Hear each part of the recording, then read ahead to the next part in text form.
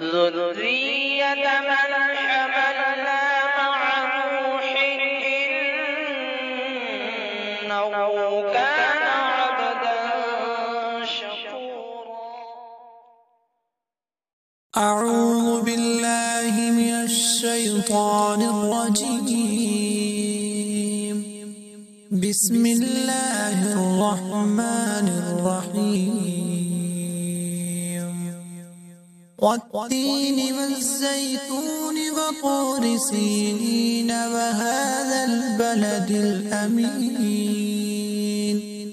لقد خلقنا الإنسان في أحسن تقويم ثم رددناه أسفل سافلين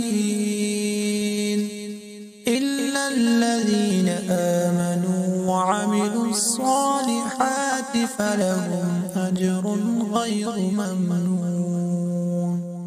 فما يكذبك بعد بالدين؟